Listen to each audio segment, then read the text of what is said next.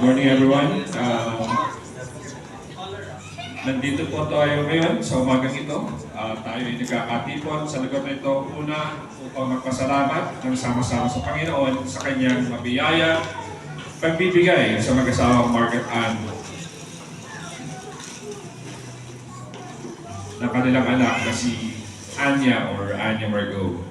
Ang kaloob ng bagong buhay na binigay ng Diyos sa ating pagtitiwala, pangalawa, upang ihandog o italaga ang batang ito sa Diyos at para sa kanyang paglaki, ibibigay niya ang kanyang sarili sa paglilingkod sa Diyos at sa pagtatayo ng kanyang kaharian. At ang ikatlo, tayong lahat ay nandirito ngayon upang hayagang ipagkatiwala ang ating mga sarili upang makatulong sa paglaki ng batang ito na lumago sa karunungan, sa pangatawan at sa pagbibigay lugod sa Diyos at sa mga tao. Sabi ng Mark chapter 10 verses 13 hanggang 16, people were bringing little children to Jesus to have him touch them, but the disciples rebuked them. When Jesus saw this, he was indignant. He said to them, "Let the children come to me, and do not hinder them, for the kingdom of God belongs to such as this." 15, I tell you the truth, anyone who will not receive the kingdom of God like a little child will never enter it. And 16, and he took the children in his arms, put his hands on them, and blessed them.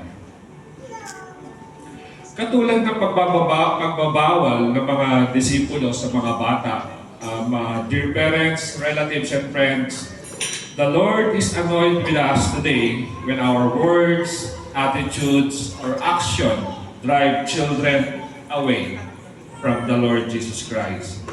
Bakit nga ba mahalaga ang mga bata? Children are trusting. They take our word at face value. They seem to trust what their father and mother tell them. They are teachable.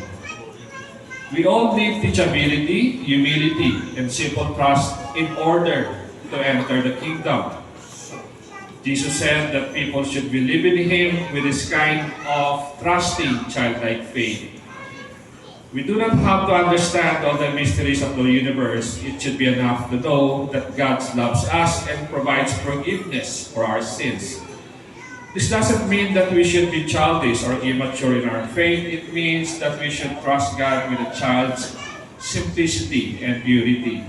Again, ang sabi ng verse 15, I tell you the truth, anyone who will not receive the kingdom of God will like a little child will never enter it.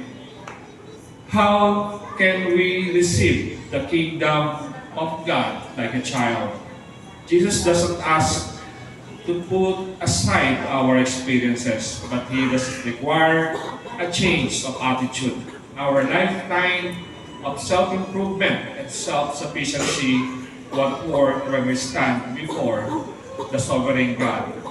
Our moral defense that we are good enough will crumble before the holy God.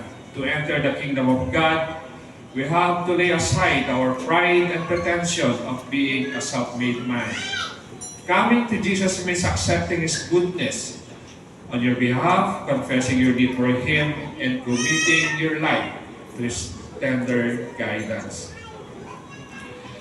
Dear parents, ninongs and ninangs, relatives and friends, we all need the sincerity, the trust, and the sense of dependence of children in order to enter the kingdom of God. Now, may we request the parents to stand here with Anya, and also the sponsors, one step forward.